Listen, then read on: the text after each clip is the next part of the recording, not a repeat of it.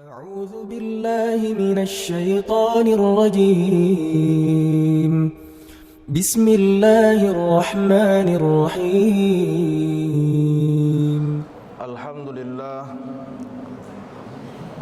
لله الذي أرسل رسوله بالهدى ودين الحق ليظهره على الدين كله وكفى بالله شهيدا أشهد أن لا إله إلا الله وحده لا شريك له وأشهد أن سيدنا محمدا عبده ورسوله الذي لا نبي بعده اللهم صل على سيدنا محمد طب القلوب ودوائها وعافية الأبدان وشفائها ونور الأبصار وديائها وعلى آله وصحبه رسول الله أجمعين فيا أيها الناس اتقوا الله لعلكم تفلحون واتقوا الله لعلكم ترحمون وقال الله تعالى في القرآن الكريم أعوذ بالله من الشيطان الرجيم بسم الله الرحمن الرحيم ذكر رحمة ربك عبده زكريا إذ نادى ربه نداء خفيا قال ربي إني وهن العظم مني واشتعل الرأس شيبا ولم أكن بدعائك ربي شقيا وإني خفت الموالي من ورائي وكانت امرأتي عاقرا فهب لي من لدنك وليا Sadaqallahul azim wa sadaqallahu ala nabiyil karim wa nahnu ala zalika minasyahidin wa syakirin. Ma'asyiral muslimin, sedang jemaah salat Jumat yang dirahmati Allah, tetaplah senantiasa kita bersyukur atas rangkaian nikmat yang Allah berikan kepada kita. Dalam kondisi apapun kita, yang wajib kita yakini bahwasanya di balik musibah, ujian yang Allah berikan, semuanya itu semata-mata hanya sebagai peringatan. Yang paling penting adalah di balik itu semua tetap nikmat Allah lebih besar. Sehingga Allah berfirman di akhir surah At-Takatsur, "Tsumma latus'alunna yauma idzin 'anin na'im." Kelak nanti di hari akhir yang dipertanyakan kepada kita adalah semua tentang nikmat.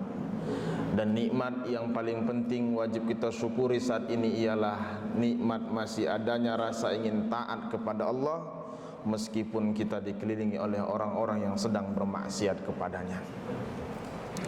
Salawat dan salam tak lupa kita hadiahkan kepada baginda Rasulullah sallallahu alaihi wasallam. Allahumma salli wa sallim wa barik alaih.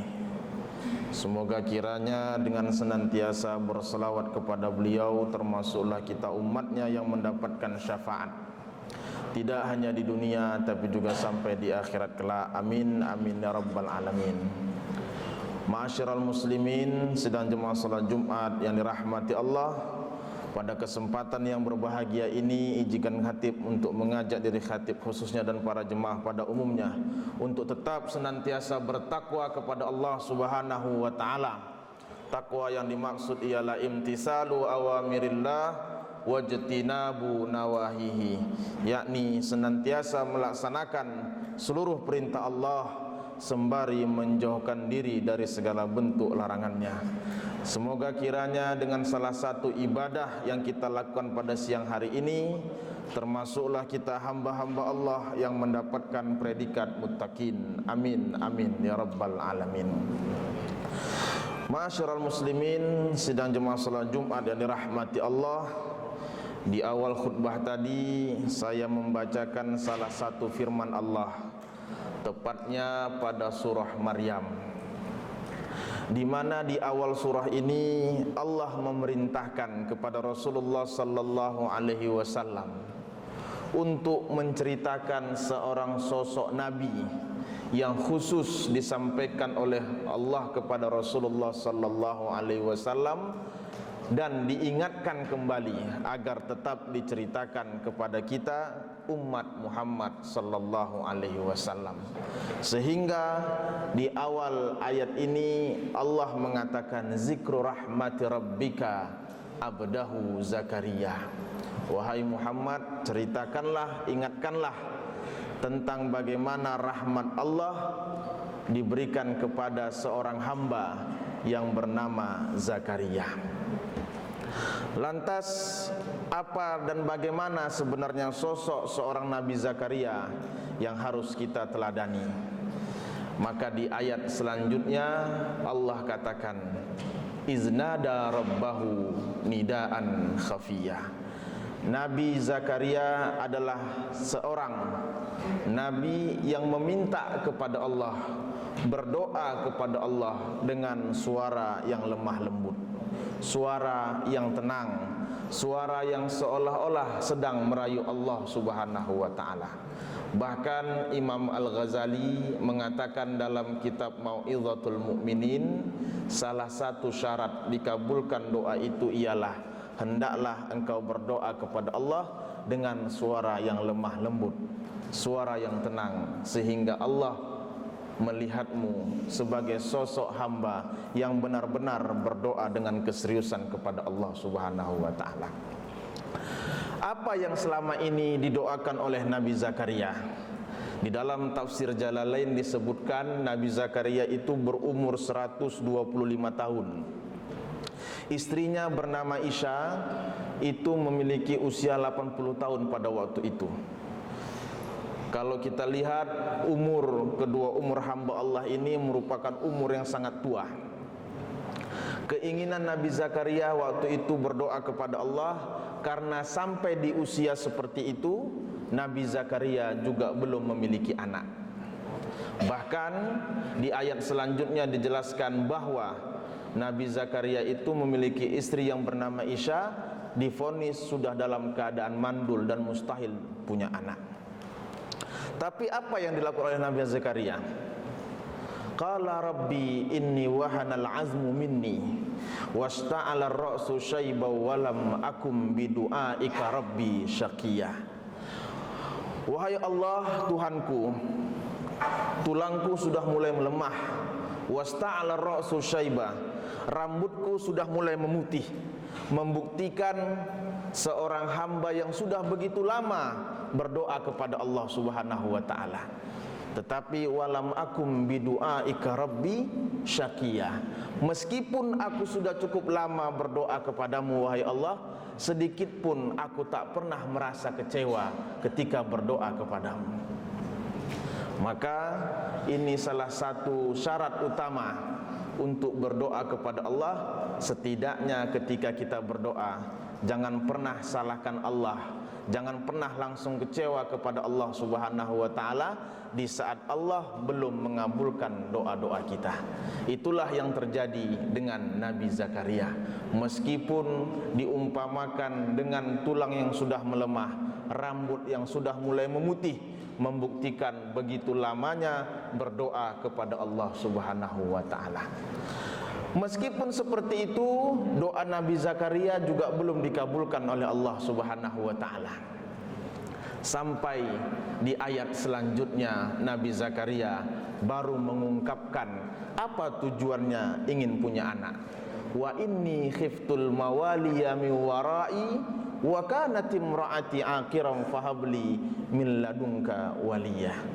Ya Allah, ya Tuhanku, yang aku khawatirkan ketika aku tidak punya anak itu bukan karena tidak ada yang nanti mengurusiku. Yang aku khawatirkan hanyalah ketika aku tidak punya anak, lantas bagaimana dakwah ini tetap berlanjut dengan umat-umat setelah ini. Sehingga kekhawatiran Nabi Zakaria itu bukan hanya untuk dirinya. Kekhawatiran Nabi Zakaria itu hanya dilihat bagaimana perkembangan agama Allah selanjutnya ketika Nabi Zakaria tidak memiliki penerus dakwahnya. Maka menurut ulama tafsir, ketika Nabi Zakaria mengungkapkan isi hatinya tentang keinginannya untuk punya anak bukan hanya karena ingin mengurusnya di waktu tua, tetapi keinginan utamanya memiliki anak adalah supaya dakwah tauhid tetap berlanjut, membuktikan bahwa doa itu haruslah dikaitkan dengan urusan akhirat.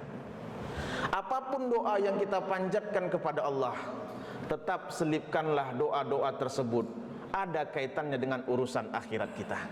Kalaulah selama ini doa kita belum dikabulkan oleh Allah Subhanahu wa taala, bukan berarti Allah tak mendengar, bukan berarti Allah tak ingin mengabulkan doa-doa tersebut. Barangkali tidak ada keterkaitannya dengan urusan akhirat kepada Allah Subhanahu wa taala. Maka syarat utama doa dikabulkan oleh Allah, kaitkanlah doa-doa tersebut dengan urusan akhirat kita. Sehingga ma'asyiral muslimin, sidang jemaah salat Jumat yang dirahmati Allah, ketika Nabi Zakaria mengungkapkan isi hatinya untuk memiliki anak karena urusan akhirat, yang Allah sampaikan kepada Nabi Zakaria melalui malaikat Jibril, ya Zakaria, inna nubashiruka bi ghulamin ismuhu Yahya lam naj'al lahu min qablu samia. Wahai Zakaria, kami berikan engkau kabar gembira, meskipun sudah ratusan tahun kau berdoa belum dikabulkan oleh Allah Subhanahu wa taala, tapi tatkala doamu ada kaitannya dengan urusan Allah, ada kaitannya dengan urusan akhirat, kami langsung akan beri kabar, yaitu kau akan memiliki anak, dan anak tersebut luar biasanya tidak ada satupun sebelum ini yang memberikan namanya kecuali Allah Subhanahu wa taala. Bi ghulamin ismuhu Yahya, yaitu engkau akan kuberikan anak dengan nama Yahya. Bahkan setelah dikabarkan oleh malaikat Jibril, Nabi Zakaria juga tetap bertanya kepada Allah, qala rabbi anna yakunu li ghulam wa kanat imraati aqira wa qad balaghtu minal kibari itiyah. Wahai Allah, bagaimana mungkin aku punya anak sementara istriku mandul? Dalam keadaan usia produktif pun, perempuan kalau sudah divonis mandul tidak akan mungkin punya anak. Sementara istri Nabi Zakaria pada waktu itu sudah beranjak usia 80 tahun. Wa qad balaghtu minal kibari itiyah. Sementara aku juga sudah dalam keadaan tua. Apa kata Allah? Qala rabbi anna yakunu li ghulam wa kanat imraati aqira wa qad balaghtu minal kibari itiyah. Qala kazalik qala rabbuka huwa alayya hayyin. Kalau sudah kita kaitkan dengan urusan akhirat, semua yang tak mungkin akan dimungkinkan dan sangat mudah bagi Allah Subhanahu wa taala. Maka ma'asyiral muslimin, sidang jemaah salat Jumat yang dirahmati Allah, ayat ini sangat erat kaitannya dengan kata-kata Allah, ud'uni astajib lakum. Mintalah kepadaku akan aku kabulkan. Karena tidak ada yang mustahil bagi Allah Subhanahu wa taala ketika doa-doa yang kita panjatkan kepada Allah ada kaitannya dengan urusan akhirat kita. Semoga selama ini yang kita doakan mungkin ada kealpaan karena banyak keterkaitannya dengan hanya urusan dunia saja. Sementara di surah Al-Baqarah, doa yang paling penting itu adalah ketika bukan hanya sekedar mendatangkan nikmat dunia, tetapi juga bagaimana dengan doa-doa tersebut kita mendapatkan nikmat akhirat. Sehingga wa minhum may yaqul rabbana atina fid dunya hasanah wa fil akhirati hasanah wa qina adzabannar. Semoga kiranya kita termasuk hamba-hamba Allah yang tak pernah berkeluh kesah dalam doa-doa yang kita panjatkan kepada Allah, dan kita sebagai hamba Allah memiliki kemampuan untuk mengkaitkan urusan dunia kita dengan urusan akhirat atas segala doa yang kita panjatkan kepada Allah Subhanahu wa taala. Karena ketika urusan dunia sudah kita kaitkan dengan urusan akhirat, tidak ada yang mustahil untuk dikabulkan oleh Allah, sebagaimana terkabulnya doa Nabi Zakaria yang akhirnya memiliki anak yang bernama Yahya. Semoga kiranya mendapat pelajaran dan iktibar. Tidak ada batasan bagi kita untuk tetap senantiasa berdoa kepada Allah Subhanahu wa taala. Barakallahu li wa lakum fil Qur'anil azim wa nafa'ani wa iyyakum bima fihi minal ayati wa dzikril hakim wa taqabbala minni wa minkum tilawatahu innahu huwal ghafurur rahim.